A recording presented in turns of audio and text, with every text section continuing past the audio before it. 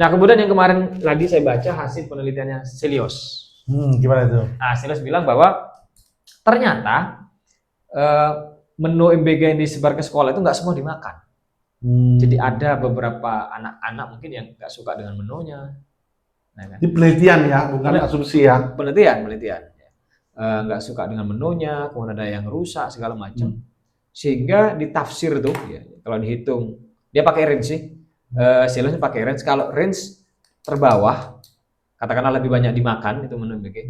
Negara tuh mengalami kerugian 633 miliar per pekan. Per pekan. Kalau lebih meningkat lagi yang tidak dikonsumsi, negara bisa sampai rugi 1,7 triliun per pekan.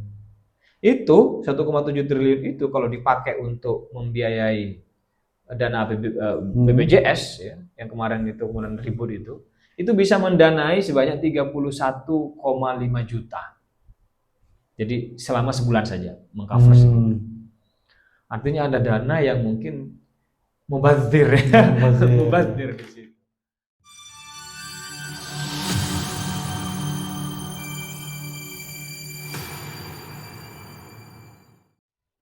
Meski terkesan ditutup-tutupi, MBG kembali ramai menjadi perbincangan, terutama ketika memasuki bulan Ramadan. Karena menu dibawa pulang, banyak orang tua yang kemudian berani memvideo dan menyebarkan di beberapa media sosial. Dan yang terbaru di Kota Malang, pada tanggal 3 Maret kemarin, ditemukan di salah satu SPPG ya, dapur MBG, menunya ada belatungnya. Tentu saja itu sangat ramai. Nah, hari ini kita akan membicarakan soal MBG di Kota Malang dan secara nasional bersama serial Ngudek Kopi. Saya Herlanto A, pemimpin redaksi Tugu Malang. Saya Ilham Thorik, CEO Tugu Media Group. Nah, MBG. Sudah mencoba MBG? Belum pernah dapat. Sampai pernah dapat ya? Kebetulan anak saya sekolah MI, sekolah dasar, dapat MBG. Ya, itu gimana? Waktu belum puasa, saya tidak tahu menunya apa aja ya kan, karena ada di sekolah, dimakan di sekolah kan langsung dibereskan sama guru ya kan. Tapi begitu masuk bulan puasa kan dibawa pulang tuh model keringan. Ya ada beberapa ya, ada pisangnya, ada kurmanya, ada. Layak. Ya kalau untuk nyebut bergizi mungkin ya masih perlu ditingkatkan mungkin ya untuk menyebut bergizi. Tapi bahwa itu sebagai suatu makanan yang layak dimakan di tempat saya loh ya, yang dibawa oleh anak saya mungkin layak menurut saya. Tapi di tempat lain tidak tahu, karena kemarin di Kota Malang kan ramai tuh yang ada apanya? Puding yang ada belatung sama buahnya mentah. Roti kadaluarsa, ada macam-macam lah. Betul. Meskipun yang layak juga banyak ya, mungkin ya. Yang lain mungkin juga banyak. Nah, yang pertanyaan saya ini, sampai setahun yang lalu, 2 tahun yang lalu, anak saya kan sudah sekolah ya. Itu kan sudah nggak dapat MBG, nggak dapat ya. Sekarang dapat. Ini apa yang membedakan? Sebetulnya tidak terlalu berbeda banget sih ya. Yang berbeda mungkin anak saya di sekolah itu bisa memanfaatkan uang itu tidak semuanya untuk makan. Untuk apa? Biasanya untuk semuanya bisa jadi uang saku untuk semua untuk jajan. Karena sudah makannya dapat dari MBG kan di sekolah.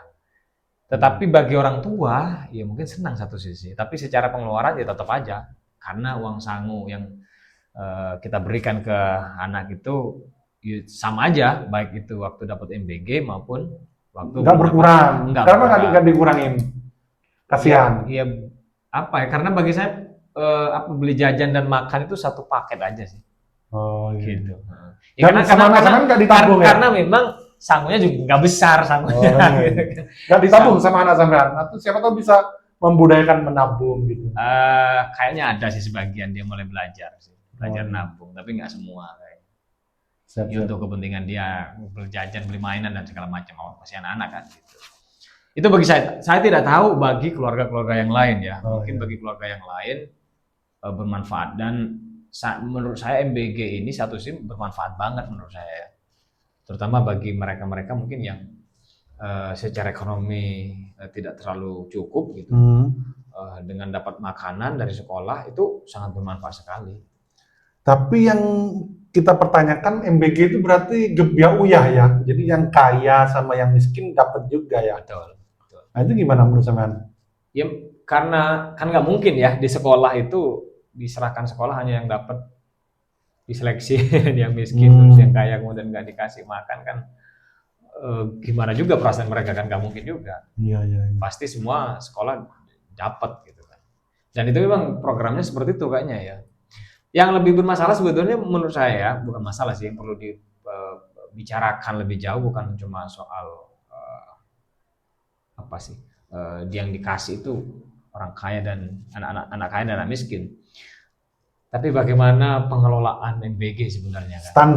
Standarisasinya pengelolaannya. Karena ini kalau saya ngecek data tadi ya, dananya nggak kecil ini ya, triliunan rupiah ya, ratusan triliun. 268 triliun. Itu dana yang luar biasa yang dipakai untuk makan-makan. Bahkan tadi yang bilang di medsos itu, Manchester United itu harganya 30 triliun. Bisa dapat 3 ya. Jadi misal sebulan berhenti tanpa MBG itu Indonesia bisa membeli Manchester United gitu kira-kira. Betul. Hanya untuk dipakai makan-makan ya. Iya.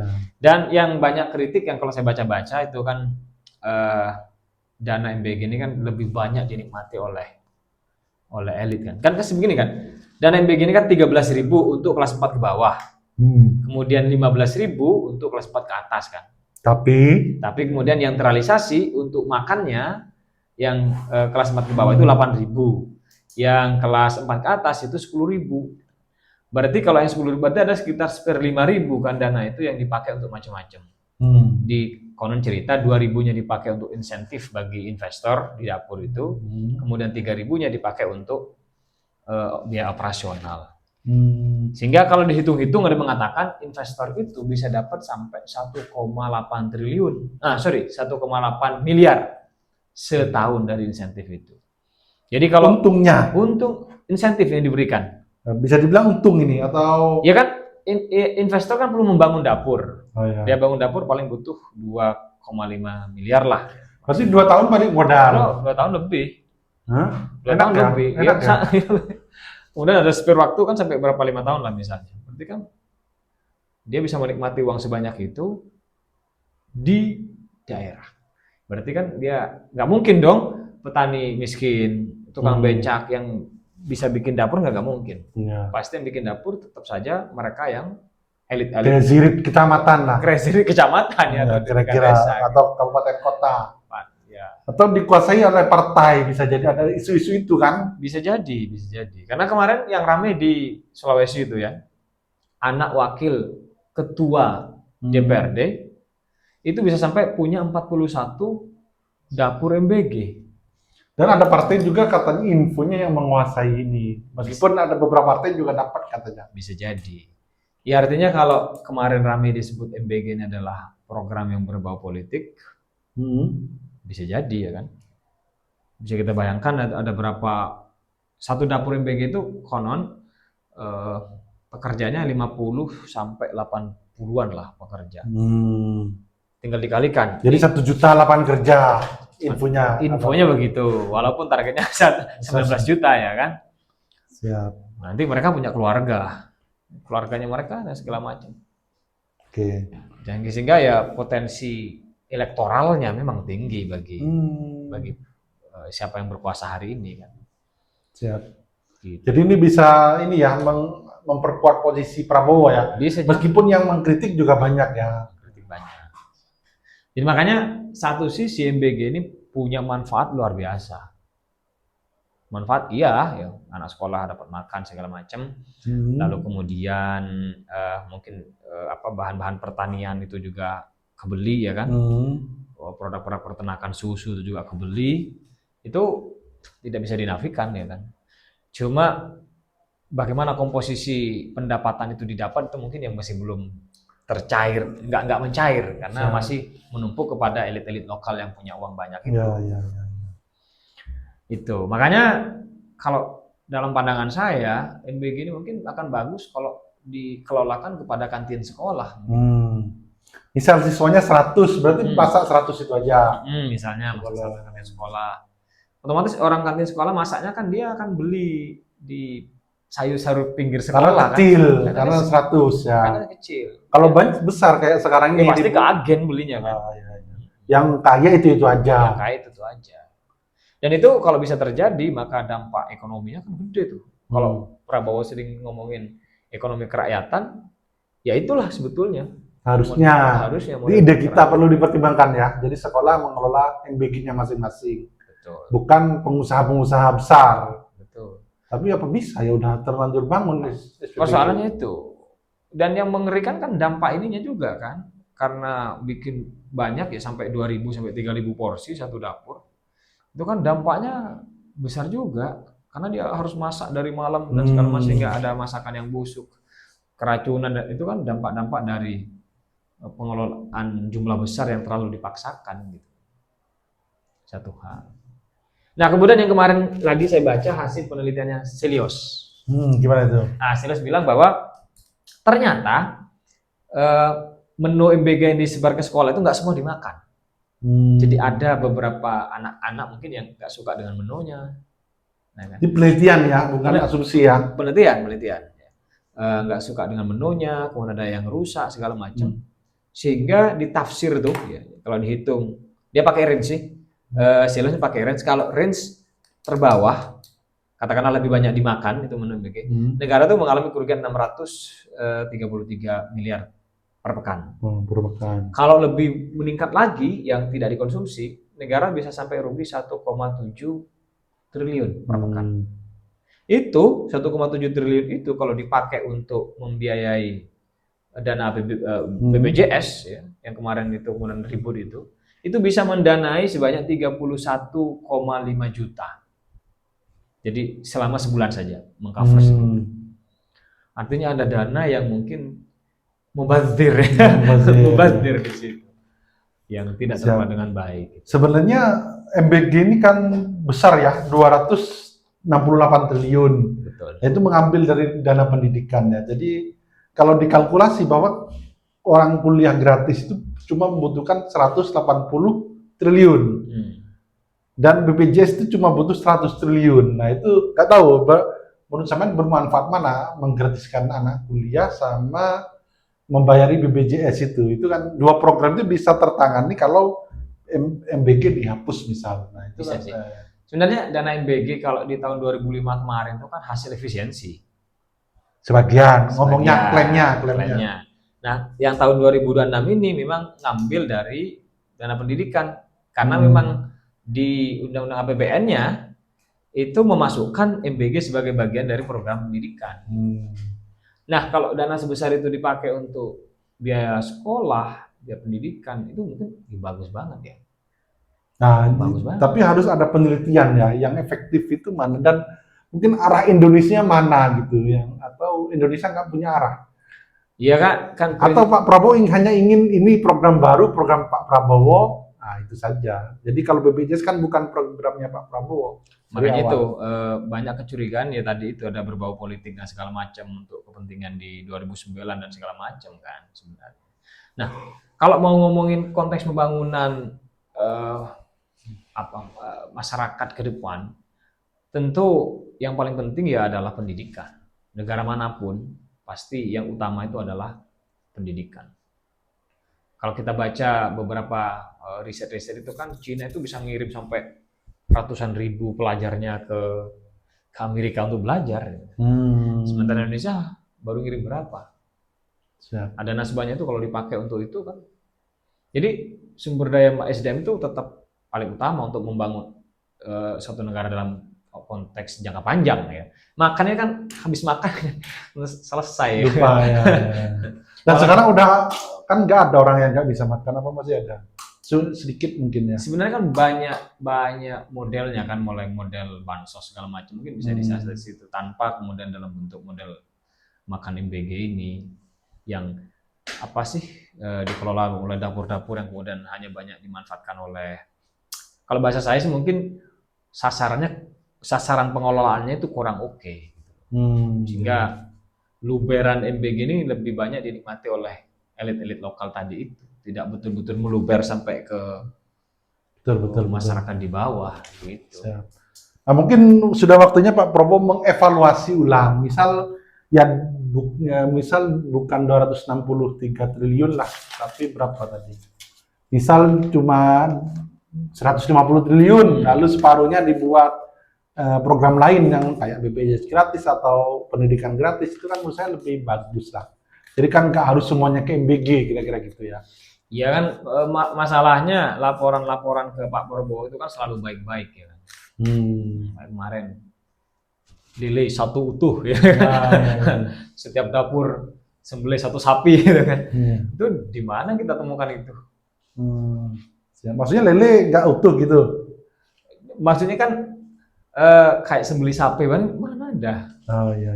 Dapur sembelih 1 sapi semua kayak gitu. Siap. Itu Dan ketika ulang tahunnya Pak Prabowo, nasi goreng kan, Nasi goreng kan tadi. di seluruh Indonesia. Gitu ya. Nah, artinya Pak Prabowo perlu tahu kondisi realnya menurut saya sih, iya. sehingga dia bisa melakukan evaluasi tentang program MBG ini. Siap. Gitu sih. Mungkin Pak Prabowo harus misal membuat tim riset yang itu bukan dari unsur pemerintahan, bukan dari MBG, bukan dari kementerian, tapi yang independen, misal yang didanai secara pribadi oleh Pak Prabowo yang ingin mengcapture kebenaran data yang benar-benar objektif gitu. Ya, Jangan kayak semacam think tank kan. ya, jangan hanya kalau dari kementerian kan yang baik-baik saja yang diceritakan kan. Ya tetap saja nanti kalau dia berangkat dari Pak Prabowo yang bikin sendiri, ya tetap dia akan memberikan laporan yang baik-baik kan. Oh enggak, itu disuruh untuk objektif misalnya. Gampang saja, sekarang ada banyak lembaga-lembaga non pemerintah yang sudah melakukan riset-riset untuk ini kan. Contoh kayak tadi Selios itu kan risetnya bisa dijadikan salah satu pandangan untuk mengambil sikap kan. Banyak sudah yang melakukan evaluasi seperti itu kan. Gitu. Ya, saya tidak tahu sampai kapan ini MBG, cuma penolakan untuk menghentikan MBG ini kayaknya juga luas ya. Luas, tapi yang setuju mungkin nggak berbicara Yang setuju juga banyak sih kayaknya, karena yang mendapatkan manfaat banyak juga kan dari MBG ini. Tapi kayaknya kalau dengan masifnya SPPG dan itu kan mungkin memang didesain untuk 5 tahun, itu sampai 2029 mungkin. Ya, kalau targetnya kan sampai 2026 ini kan 33.000 SPPG kan, sampai 2026. Jadi sekarang belum sampai ke angka itu kan. Di Kota Malang aja, saya tadi dapat datanya, itu masih di total berapa ya tadi ya? Sebentar teman-teman ya. Kota Malang baru 67 SPPG, sementara targetnya 120. Ini Kota Malang, berarti kan masih kurang beberapa ya, separuh lah ya, baru dapat separuh lebih sedikit. Oke. Gitu. Nah begitu, jadi pada prinsipnya menurut saya, ini pandangan saya ya, MBG ini ada manfaat, cuma bagaimana pengelolaan kedepannya itu mungkin yang perlu dipikirkan ulang. Siap. Sehingga nanti MBG ini tepat sasaran, satu, tidak menghambur-hamburkan uang negara, kemudian yang ketiga, betul-betul membangkitkan ekonomi kerakyatan sebagaimana dicita-citakan oleh Prabowo itu sendiri. Siap. Dan menurut saya juga ini pemerintah harus mengandalkan riset terkait MBG ini ya, fakta-fakta itu di lapangan, bukan asumsi kan, bukan katanya dan asal Bapak senang, misal kepala MBG bilang kalau ulang tahun masak nasi goreng dong ceplok, itu kan asal Bapak senang itu ya. Nah, itu ya Pak Prabowo harus lebih objektif lagi. Karena ini uang rakyat dan akan dipertanggungjawabkan. Iya, sebenarnya nggak gratis itu, kita yang bayarin. Oh iya. MBG nggak gratis. Oke, baik, saya kira itu teman-teman. Di serial Mode Kopi hari ini kita akan bicara topik lain di minggu yang akan datang. Oke. Demikian, terima kasih.